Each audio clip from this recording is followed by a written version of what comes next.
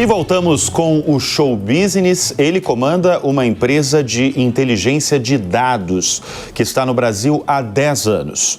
O crescimento nesse meio tempo se traduz em um dado importante. Os sistemas da companhia comandada por ele estão conectados a 85% dos pontos de venda do varejo alimentar, seja de atacarejo, seja de uma mercearia de bairro. A Scantec, fundada no Uruguai, processa os dados para fornecer inteligência de mercado. Nós vamos, neste bloco do Show Business, conversar com Tomás Machado, CEO da Scantec. Tomás, brigadíssimo pela presença aqui em nosso estúdio. E com tanto dado que vocês processam, que vocês têm o domínio a cada segundo neste país, eu queria que você falasse para a nossa audiência como foi o varejo no Brasil em 2024 e como será em 2025. Muito bom. Primeiro, muito obrigado, Bruno. Obrigado pela oportunidade de estar aqui no seu programa. Sou um grande fã. Então é um prazer estar aqui, principalmente falar do assunto que a gente adora, que é varejo, né? Então, falando um pouco do varejo, já começando a conversa falando de varejo, o ano 2024 foi muito bom para o varejo alimentar brasileiro. A gente teve um crescimento de 5,4%, então um crescimento bom, acima do PIB, né? Então foi um crescimento super interessante e um crescimento muito saudável, porque a gente teve o crescimento não só algum crescimento de preço, mas crescimento também dos volumes e do consumo. Então o consumo teve uma participação muito grande nesse crescimento. 2025 ele parece ser um ano mais desafiador nesse sentido. A gente vê que a inflação ela está acima dos números, né, dos patamares que a gente viu. A gente já está vendo a inflação alimentar também muito grande, principalmente puxada por commodities. Então a gente vê que vai ter nesse 2025 é esperado um aumento de preço no varejo alimentar, dos alimentos em geral. Isso gera algumas tendências para o varejo, né? Quais são essas tendências que a gente vai ver agora em 2025 no varejo alimentar? A gente definiu 3 grandes tendências. A gente conversa muito com o varejo que se planejou agora para 2025 e a gente viu 3 grandes tendências. A primeira é o preço, que vai estar mais elevado dos produtos, com algum arrefecimento no consumo. Péssima notícia, né?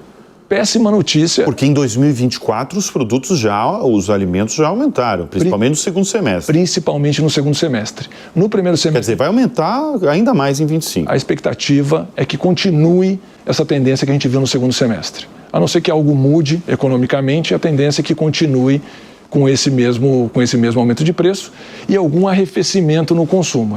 O consumo continua crescendo, mas com algum arrefecimento também no consumo. Então isso é ruim porque você tem um volume de consumo menor.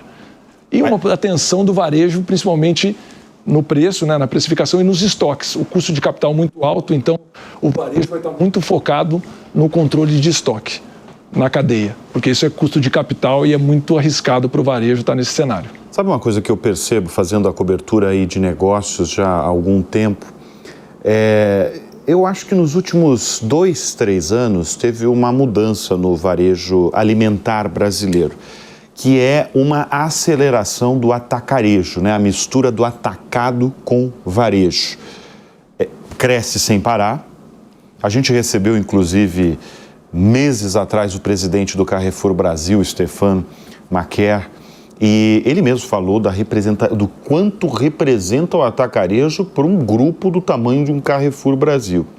Você tem uma explicação por que o atacarejo não para de crescer no Brasil? Excelente ponto, Bruno. Essa é a segunda tendência. Primeiro, um abraço aqui ao Stéphane, nosso parceiro também de negócio aqui no Brasil. O atacarejo é outra grande tendência que a gente vê. Desde a pandemia, a gente vê uma aceleração desse canal. E quando você tem esse crescimento de inflação, naturalmente o consumidor ele alterna a jornada de compra dele para canais onde tem um preço mais descontado, onde tem mais promoções. Então a gente vê essa migração do consumidor para o atacarejo, principalmente em anos de inflação maior. Você lembra que logo pós-pandemia teve picos de inflação altos. Sempre que tem esses momentos, o consumidor ele migra para o atacarejo. Né? Então a gente imagina, em 2025 a gente estima que esse canal vai continuar crescendo. Mas o atacarejo, ele é garantia de preço menor? Ele trabalha com um modelo operacional mais eficiente, né? Então ele consegue oferecer preços mais atrativos.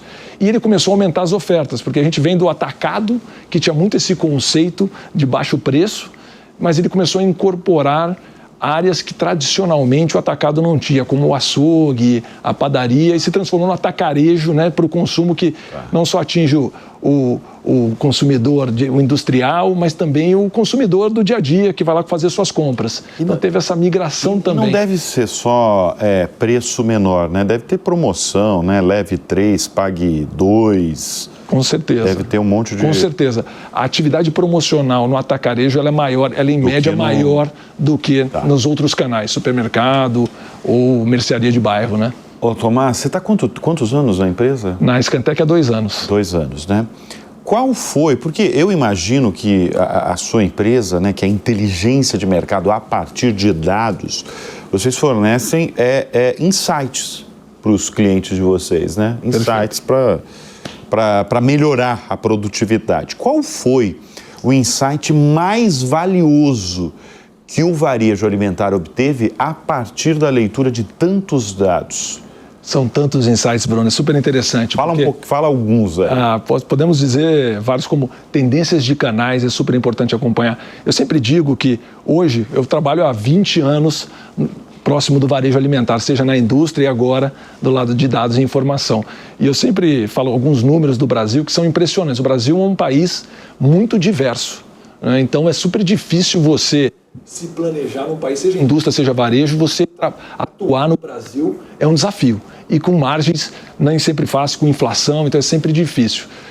Alguns números para a gente ter uma ideia, a gente tem mais de 1 milhão de produtos que se vendem no varejo alimentar brasileiro. 1 milhão. Agora, a gente pensa numa loja tem 12 mil, um supermercado tem 12 mil produtos, aproximadamente. Então, você já começa tendo que entender desses 1 milhão de produtos... 1 milhão é tudo, desde o... Tudo que se vende no varejo alimentar, desde o arroz, a carne, banana, detergente, tudo, né? 1 milhão tem tudo. E se imagina, tem que selecionar 12 mil. Então, o varejista brasileiro já começa com esse desafio do... O que eu vou colocar na minha loja? Mas a minha pergunta foi o insight mais valioso que o varejo alimentar teve nos últimos tempos. Eu entendo que o insight mais valioso, Bruno, que a gente teve nos últimos tempos foi a importância da inovação no crescimento do varejo alimentar. Porque a gente sempre fala, né, que no mercado brasileiro a gente tem mais de 1 milhão de itens, 1 milhão de produtos passando pelas caixas registradoras do Brasil. Diariamente. Desses, é muita coisa, né? Desses, inovação a gente tem cerca por ano de 25 mil itens.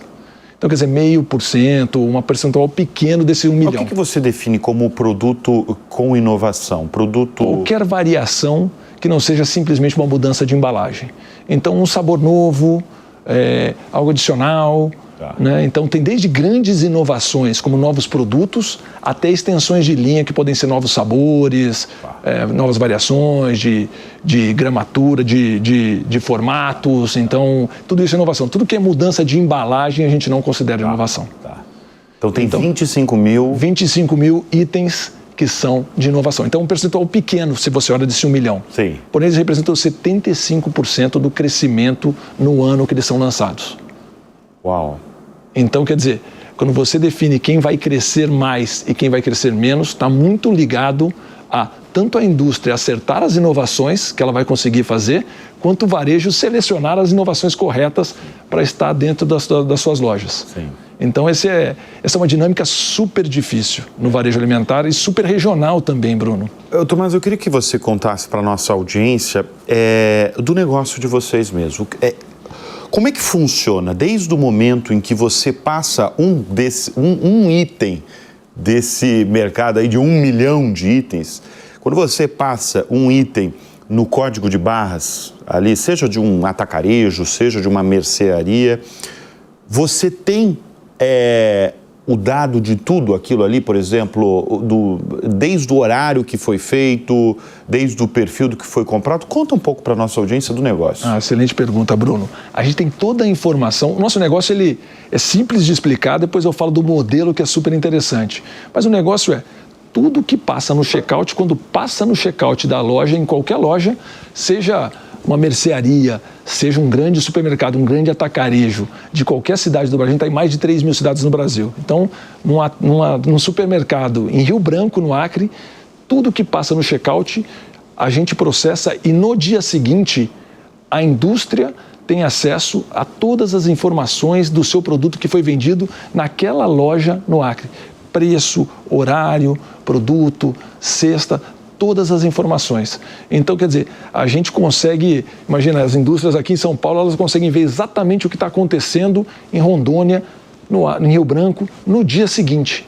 Isso é super importante, porque, como a gente falou, eficiência é a chave do sucesso do varejo brasileiro. Então, você ter essas informações em tempo real é fundamental.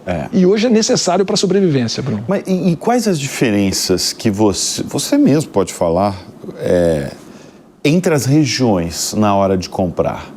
Você tem... O Brasil é um país que é super interessante, que a gente vê muitas diferenças de hábitos de consumo. Sim. Até tem uma história super interessante que eu lembro que eu estava com uma rede de varejo da Bahia e eles estavam falando que tinha um projeto, eles estavam discutindo porque estava faltando e teve uma demanda muito grande esse ano de repelentes. Dado as ondas de calor, repelentes foi uma das categorias que mais cresceu, junto com bebidas. E estavam discutindo com a indústria, né? Ele falou, poxa, mas é que tem as temporadas dos repelentes. Ele falou, meu amigo, nós estamos na Bahia, aqui não tem temporada, aqui é calor o ano todo e tem pernilongo o ano todo. Então, tem essas regionalidades que são incríveis e que mudam completamente o hábito de consumo. E da mesma forma que você está falando de Bahia, eu lembro que eu conheci você logo num seminário e você estava falando de uma conclusão que vocês tiraram a partir da tragédia das enchentes do Rio Grande do Sul. Porque vocês tiraram insights ali do consumo, ali do varejo, né?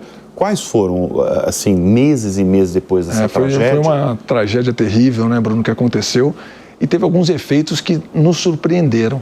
A gente, num primeiro momento, a gente tinha entendido que pós-tragédia a gente ia ter uma crise, uma queda do varejo local.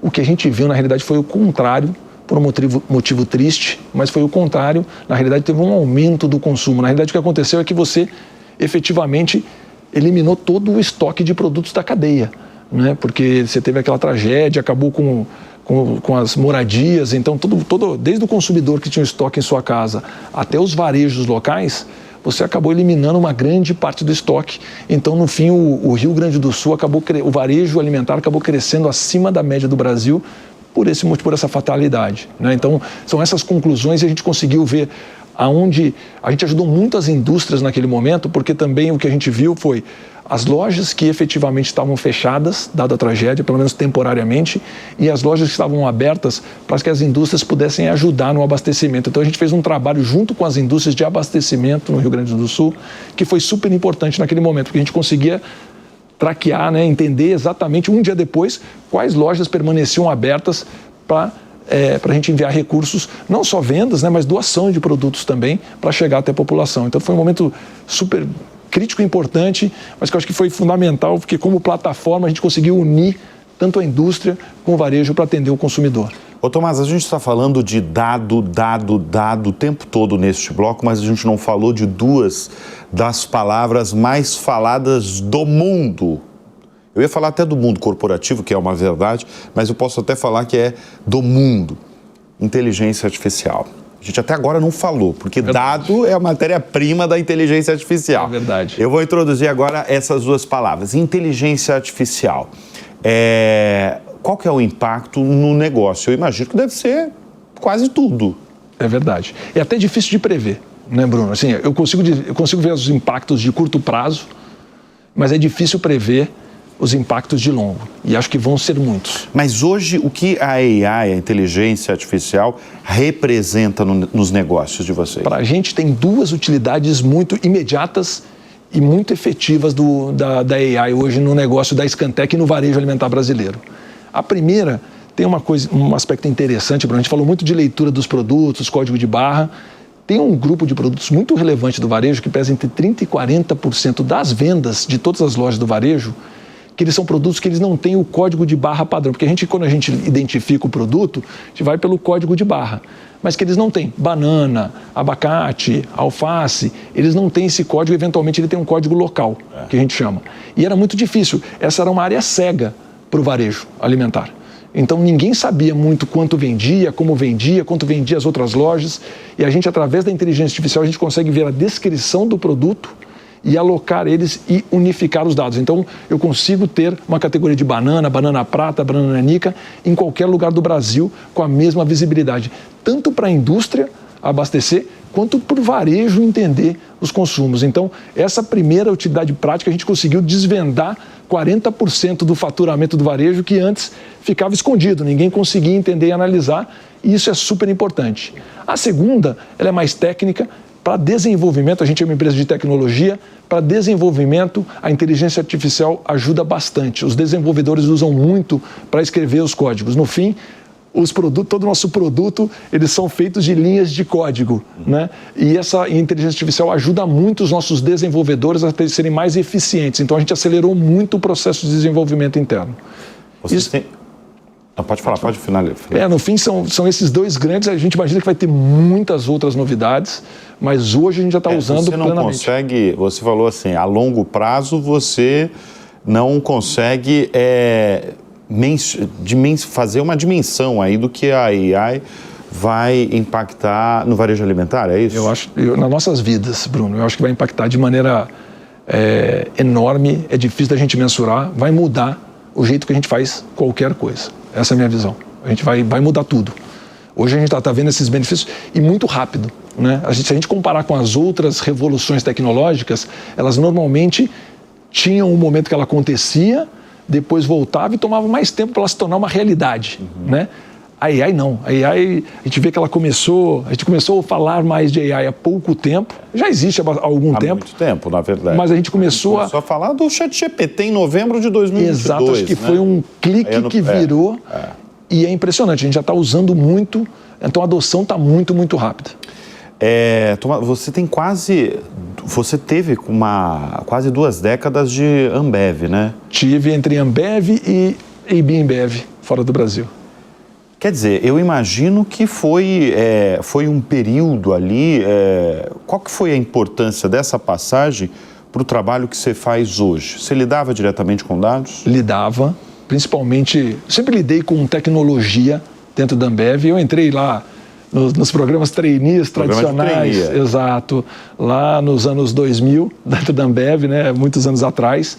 E eu sempre trabalhei. E naquela época, a gente vinha de uma fusão de Antártica e Brahma, que formou a Ambev, e naquele momento... Veio dos primórdios, então. Dos primórdios.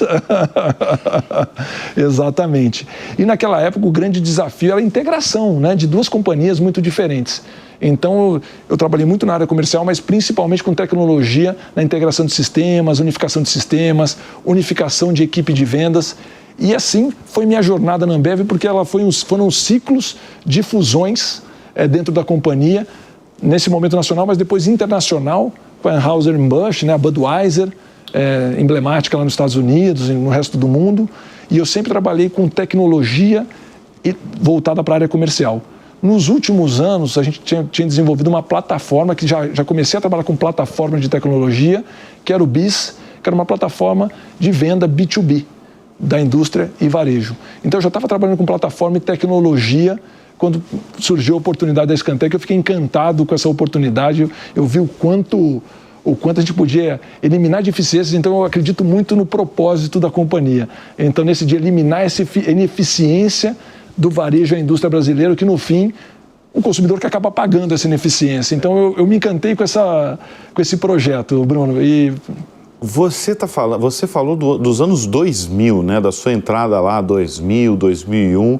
Qual que foi a maior revolução no varejo desde 2000, da sua entrada, do seu início profissional numa empresa de varejo? Verdade. Acho que a maior revolução que a gente teve até o momento, sem dúvida, foi a multiplicação de canais. Então, se a gente olhar o varejo alimentar brasileiro, ele tinha menos canais e mais definidos, e você tinha consumidores com uma jornada em canais muito específicos. Hoje em dia o que a gente vê é uma multiplicação de canais, Bruno, e todos são relevantes para o crescimento. Então a gente vê desde o atacarejo que a gente comentou, a loja de bairro, né, que a gente vê esse crescimento das lojas regionais, desde lojas de condomínio, então são micro lojas de condomínio, até o e-commerce, que vem se tornando mais e mais relevante. Ele ainda é pequeno no varejo alimentar, mas com um crescimento muito grande. A gente vê que, super interessante, o e-commerce ele é pequeno, mas ele tem um crescimento de duplo dígito. Então ele vem se tornando relevante. O varejista que está olhando daqui a 5 anos... Falando números brasileiros. Números brasileiros. Mas isso qual que é a explicação?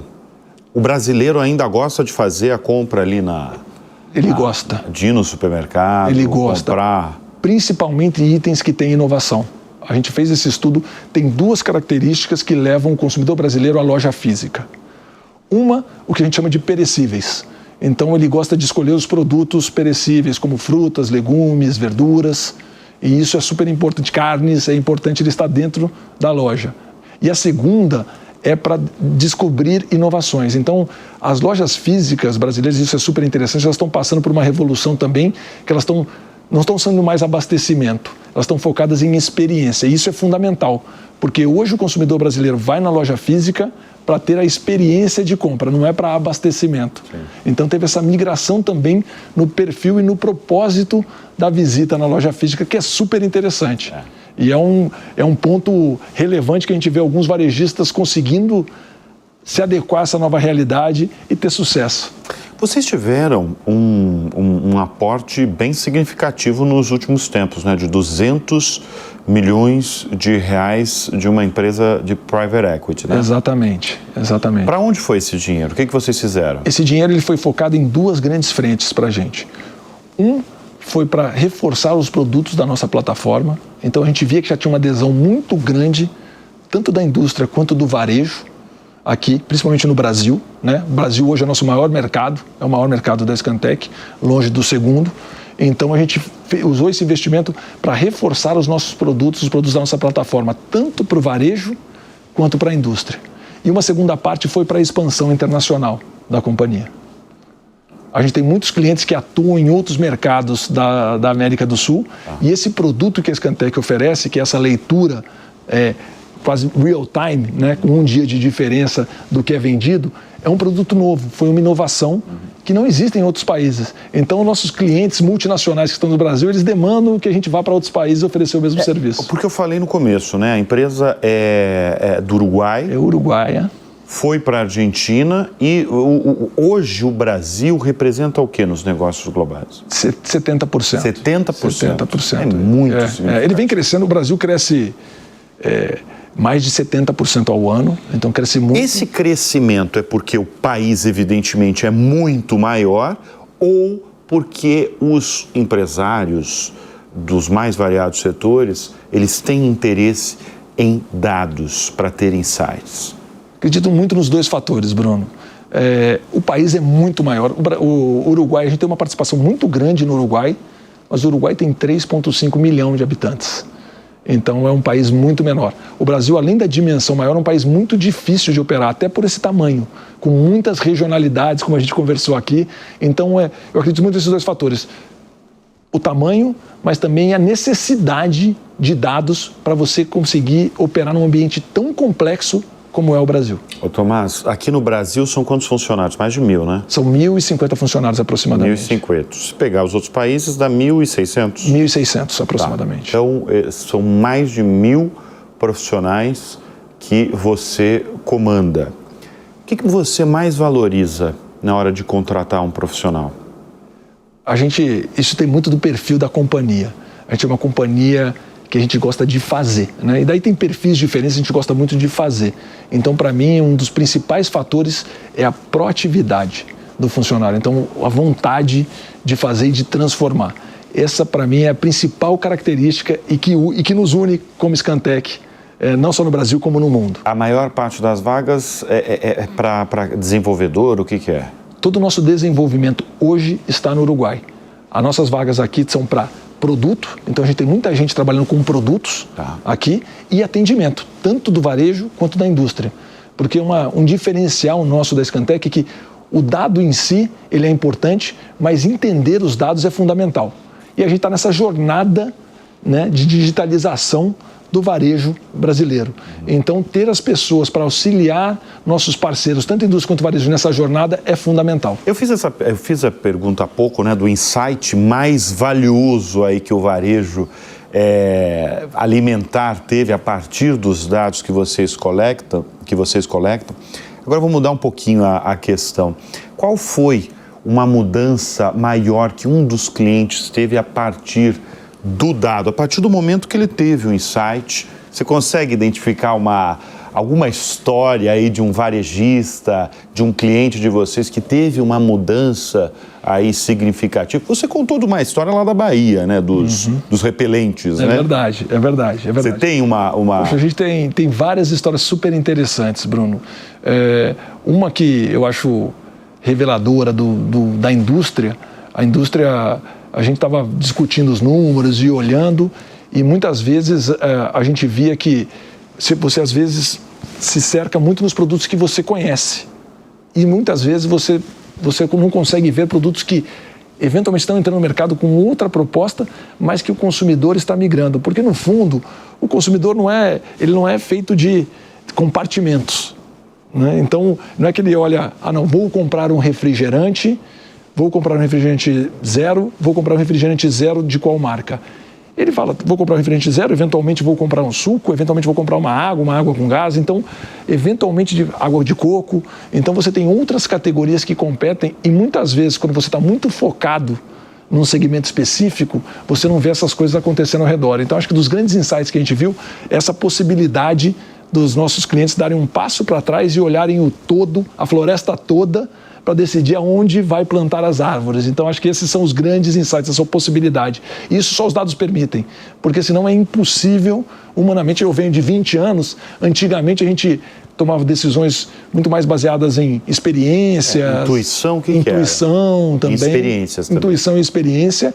E hoje... Quer dizer, isso é uma outra revolução do mercado desde os anos 2000, né? Hoje você tem o dado. Exatamente. Que você consegue tomar decisão mesmo a partir dos dados. Exatamente. Eu me lembro nos anos 2000 que você tinha até uma discussão de narrativas, porque você não tinha informação e você criava uma teoria, testava e eventualmente ela funcionava ou não, mas olha o ciclo que isso leva.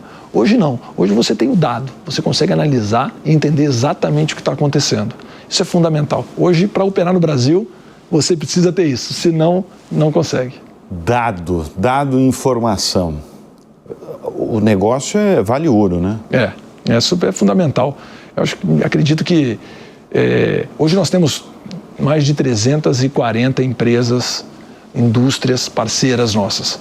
E esse número só aumenta. A gente vê, porque é fundamental, e eu vejo isso desde as indústrias mais sofisticadas até as indústrias familiares. Cada vez mais elas vão vendo a importância do dado para a gente gerir o negócio aqui dentro do Brasil. É fundamental. Ô, Tomás, quem são suas referências no mundo dos negócios, na vida? Eu tenho diversas referências dependendo do foco, né? Acho que eu tenho uma referência de liderança, né, que vem de anos e anos de Ambev e Bimbev, seja de comprometimento e sentimento de dono, que veio desde Jorge Paulo Lemann, Marcel Telles, que estavam muito próximos, principalmente no começo da Ambev, até o Carlos Brito, que foi o CEO da Ambev, depois da Bimbev muito tempo, que era uma referência de liderança dentro da companhia e foco em gente. Então são referências muito grandes que eu tenho, e eu gosto muito, assim, a Scantec, agora eu admiro muito os fundadores da própria Scantec. Hoje em dia você ser empreendedor na América do Sul é um desafio descomunal. Então, seja os fundadores Raul Polakoff, Beni e a Soledad, que são os fundadores... São os uruguaios. Uruguaios, que fundaram há 30 anos atrás, acreditaram no sonho e foram desbravando. Eles chegaram aqui no Brasil há 10 anos atrás com uma mochila sem falar português. Então, quer dizer, e eu que vi muitas empresas nascerem e morrerem, estando ligado à tecnologia, você ser um empreendedor nesse mercado não é fácil, não é fácil. Então, todas essas empresas que começaram, seja a história do Nubank, que é outra maravilhosa, o Sérgio, que vocês conversaram aqui. Sérgio Zimmermann da Pets, né? Exato, o Sérgio Zimmermann da Pets. Uma história fantástica. Fantástica também. Temos grandes empreendedores brasileiros, né? E que bom. Verdade. Temos, né? Bem, nós conversamos neste bloco do Show Business com Tomás Machado, CEO da Scantec no Brasil. Obrigado pela presença. Eu que agradeço, aqui Bruno. no Show Muito Business. obrigado. Foi muito bom. Foi um prazer Saber aí do valor e da importância dos dados para o varejo alimentar e para todos os segmentos, né? Perfeito, exatamente. Obrigado. Obrigado, Bruno.